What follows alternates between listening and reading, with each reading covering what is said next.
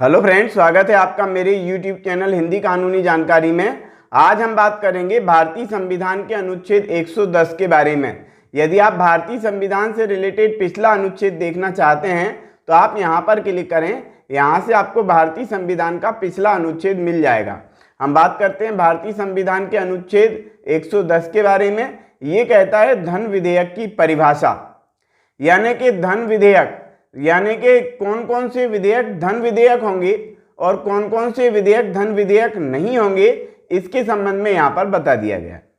तो सीधी लैंग्वेज में और सिंपल लैंग्वेज में पहले हम इसको समझ लेते हैं, बाद में जो कुछ इसमें लिखा हुआ है इसके बारे में अपन समझ भी लेंगे। सिंपल लैंग्वेज में यदि हम समझें इसको तो ये समझें कि यदि सरकार के द्वारा कोई टैक्स अधिरोपित किया गया है, जैसे जीएसटी वगैरह किया गया है, तो यदि जीएसटी लगाया गया है या कोई टैक्स लगाया गया है तो ये जो विधेयक लाया जाएगा ये धन विधेयक माना जाएगा। पहली चीज हो गई, यानी कि कोई भी टैक्स सरकार के द्वारा लगाया जाए और उसके लिए कोई विधेयक लाया जाए तो वो विधेयक धन विधेयक की श्रेणी में आएगा। एक तो ये वाली बात। दूसरा ये कि यदि भारत सरकार किसी दूसरे राज्य से उधार धन प्राप्त कर रही है और उधार धन प्राप्त करने के लिए कोई प्रत्याभूति रखती है, कोई गारंटी रखती है और उसके संबंध में कोई विधेयक लाया जाता है, कोई बिल लाया जाता है, धन उधार प्राप्त करने से संबंधित यदि कोई विधेयक लाया गया है तो वह विधेयक भी धन विधेयक कहलाएगा। ये तो हो गई दूसरी चीज। तीसरी चीज ये समझें कि यदि कोई संचित निधि है, संचित निधि मतलब भारत सरकार ने ऐसी निधि को संरक्षित करके रखा हुआ है जो आपातकाल में काम में आने वाली है। तो आपातकाल में काम में आने वाली ऐसी निधि को, ऐसी जमा निधि को, ऐसे पैसे को जो आपातकाल में यानी इमरजेंसी में काम में लाया जाएगा, या ये कहें कि किसी काम के लिए उसको रखा गया है, संचित करके रखा गया है, तो ऐसी जो संचित निधि है उसका यदि व्यय करना है या उसमें जमा करना है या उसका उपयोग करना है तो ऐसी यदि कोई विधि बनानी है, इसके लिए कोई विधेयक लाया जाना है तो ऐसा विधेयक भी धन विधेयक की श्रेणी में ही आएगा। अब मैंने ये कहा कि कोई टैक्स यदि सरकार लगाती है तो वो जो है धन विधेयक की श्रेणी में आएगा, ये बिल्कुल सही बात है। लेकिन यदि कोई स्थानीय टैक्स है, स्थानीय टैक्स यानी कि जो नगर पंचायत ग्राम पंचायत के जो टैक्स होते हैं, ये टैक्स जो है वो धन विधेयक की श्रेणी में नहीं आएंगे, यानी कि स्थानीय टैक्स जो है वो धन विधेयक की श्रेणी में नहीं आते। इसके अलावा में यदि कोई जुर्माना सरकार के द्वारा लगाया गया है किसी व्यक्ति पर, किसी संस्था पर, किसी कंपनी पर, तो ऐसा जुर्माना भी धन विधेयक की श्रेणी में नहीं आता। तीसरी चीज ये समझें कि यदि कोई लाइसेंस फीस सरकार के द्वारा ली जाती है तो ऐसी लाइसेंस फीस के बारे में भी ये कहा गया कि ये धन विधेयक की श्रेणी में नहीं आएगा। यदि हम सीधी सीधी लैंग्वेज में समझें कि धन विधेयक कौन कौन से होते हैं, तो वे विधेयक जिनमें धन का आगमन होता है यानी कि धन प्राप्त होने की स्थितियां बनती हैं, ऐसे विधेयक हम धन विधेयक कह सकते हैं। और ऐसे विधेयक जो कि धन के आगमन से रिलेटेड नहीं है, धन के व्यय से रिलेटेड हैं, तो ये विधेयक जो है वित्त विधेयक की श्रेणी में आ सकते हैं। एक बात और हम समझ लें कि जितने भी वित्त विधेयक हैं वे धन विधेयक तो हो सकते हैं, लेकिन जितने भी धन विधेयक हैं वे वित्त विधेयक नहीं हो सकते। तो सीधी लैंग्वेज में हमने समझ लिया कि धन विधेयक में कौन कौन सी परिभाषा में धन विधेयक को रखा गया है। एक चीज और है कि कौन सा विधेयक धन विधेयक है या कौन सा विधेयक धन विधेयक नहीं है, इसका निर्णय कौन करता है? तो लोकसभा अध्यक्ष जो होता है वो इसका निर्णय करता है कि भैया ये विधेयक जो हैं वो धन विधेयक हैं और ये विधेयक जो है धन विधेयक नहीं है। लेकिन इसके संबंध में कौन कौन से विधेयक धन विधेयक होंगे और कौन कौन से विधेयक धन विधेयक नहीं होंगे, इसके संबंध में भारतीय संविधान के अनुच्छेद 110 में स्पष्ट रूप से बता दिया गया। क्या कहता है भारतीय संविधान का अनुच्छेद 110?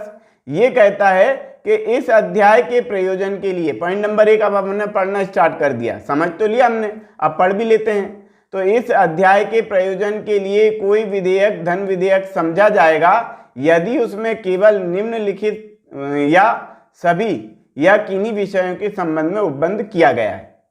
पॉइंट नंबर का खा गा घा इस तरह से हम समझ लेते हैं, फिर पॉइंट नंबर 2 को भी हम पढ़ लेंगे। तो पॉइंट नंबर का कहता है कि किसी कर का अधिरोपण यानी टैक्स लगाना, जो अभी हमने पढ़ा। तो किसी कर का अधिरोपण, उत्साधन, परिहार, परिवर्तन या विनियमन, यानी कि किसी टैक्स में सुधार करना, किसी टैक्स को लागू करना, किसी टैक्स को हटा देना, किसी टैक्स में परिवर्तन कर देना, ये सारी बातें उसमें आ गई। ये हो गया पॉइंट नंबर क।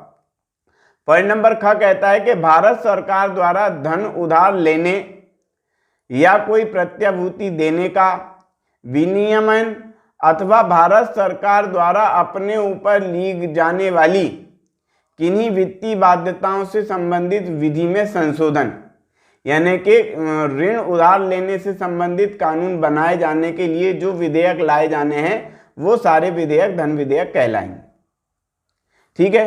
पॉइंट नंबर ग कहता है कि भारत सरकार की संचित निधि या आकस्मिक निधि की अभिरक्षा, ऐसी किसी विधि से धन जमा करना या उसमें से धन को निकालना। संचित निधि में धन को जमा करना या धन को निकालना, ये पॉइंट नंबर ग कह दिया। पॉइंट नंबर घ कहता है कि भारत की संचित निधि से धन का विनियोग यानी धन का उपयोग किया जाना, ये भी जो है धन विधेयक की श्रेणी में आएगा यदि इससे रिलेटेड कोई विधेयक लाया जाता है तो। इसके अलावा अगला पॉइंट बताया कि किसी व्यय को भारत की संचित निधि पर भारतीय व्यय घोषित करना या ऐसे धन की अभिरक्षा या उसका निर्गमन अथवा संघ या राज्यों की लेखाओं की संपरीक्षा, यानी कि संघ और राज्यों की संपरीक्षा करने के लिए, उसका ऑडिट करने के लिए कोई विधेयक लाया जाना है, वह विधेयक धन विधेयक कहलाएगा। इसके अलावा में संचित निधि पर भारित व्यय घोषित करना, ये भी धन विधेयक कहलाएगा। इसके अलावा च पॉइंट दिया है कि भारत की संचित निधि या भारत सरकार के लोक मध्य धन प्राप्त करना अथवा ऐसे धन की अभिरक्षा करना या उसका निर्गमन करना अथवा संघ या राज्यों की लेखाओं की संपरीक्षा करना, यानी कि केंद्र सरकार का ऑडिट होना हो, राज्य सरकार का ऑडिट होना हो, धन के संबंध में हो, जो धन की अभिरक्षा के लिए हो, धन के निर्गमन के लिए हो, तो ऐसी यदि कोई ऑडिट किया जाना है और उसके संबंध में कोई विधेयक लाया जाना है तो ऐसे विधेयक को धन विधेयक कहा जाएगा। पॉइंट नंबर अगला पॉइंट दिया 6 नंबर का कि उपखंड क से लेकर के च में विनिर्दिष्ट किसी विषय का आनुषंगिक कोई विषय, यानी कि ये जो मैंने पॉइंट बताया इससे संबंधित यदि कोई भी विषय है तो ऐसे सारे विषय धन विधेयक की श्रेणी में आएंगे। ये हो गया। अब अपन ये पढ़ लेते हैं, ये समझ लेते हैं कि कौन कौन से विधेयक ऐसे होंगे जो धन विधेयक की श्रेणी में नहीं आएंगे। मैंने बताया ना कि कोई जुर्माना लगाया जाता है, लाइसेंस की फीस है या स्थानीय कानून, स्थानीय जो है वो क्या बोलते हैं टैक्स, तो स्थानीय टैक्स जो है वो सारे के सारे जो है वो धन विधेयक की श्रेणी में नहीं आएंगे। तो क्या लिखा हुआ है कि कौन कौन से विधेयक धन विधेयक नहीं होंगे? इसमें लिख दिया गया कि कोई विधेयक केवल इस कारण से धन विधेयक नहीं समझा जाएगा कि वह जुर्मानों या अन्य धनीय शास्तियों के अधिरोपण का अथवा अनुज्ञप्तियों के लिए, यानी कि लाइसेंस के लिए फीसों की या की गई सेवाओं के लिए फीसों की मांग या उनके संदाय का उपबंध करता है, यानी कि किसी सेवा से संबंधित यदि कोई भुगतान किया जाना है तो वो धन विधेयक नहीं होगा। लाइसेंस की फीस के संबंध में कहा गया कि ऐसे कोई विधेयक हैं तो वो धन विधेयक नहीं होंगे।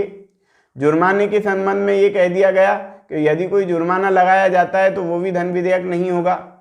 इसके अलावा में कह दिया गया है कि किसी स्थानीय प्राधिकारी या निकाय द्वारा, ऐसा समझे नगर पालिका, नगर पंचायत या ग्राम पंचायत द्वारा स्थानीय प्रयोजन के लिए, यानी कि कोई नाली वगैरह बनाना है ग्राम पंचायत में या नगर परिषद में, कोई नाली का निर्माण किया जाना है तो इस प्रयोजन के लिए कर अधिरोपण यानी कि टैक्स लगाया जाना, टैक्स का जो है उत्साधन, परिहार, परिवर्तन यानी कि टैक्स को लगाना या टैक्स को हटा देना या टैक्स में परिवर्तन कर देना, इससे संबंधित यदि कोई उपबंध हैं तो वो भी जो है क्या कहेंगे कि धन विधेयक नहीं माने जाएंगे।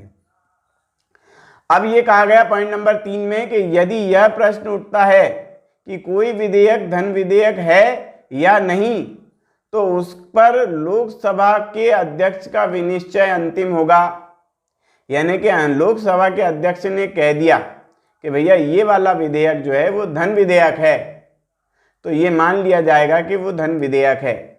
लेकिन इसमें जो है भारतीय संविधान के अनुच्छेद 110 में बताई गई बातों का भी ध्यान रखना होगा कि भारतीय संविधान में जो बातें बताई गई हैं, भारतीय संविधान के अनुच्छेद 110 में जिसका अध्ययन हम कर रहे हैं, इसमें जो बातें बताई गई हैं उसका भी हमें ध्यान रखना होगा। लोकसभा का अध्यक्ष उन सब बातों को ध्यान में रखते हुए ये डिसाइड करेगा कि कौन सा विधेयक धन विधेयक है और कौन सा विधेयक धन विधेयक नहीं है। यानी कि लोकसभा का अध्यक्ष जो है वो डिसीजन लेगा।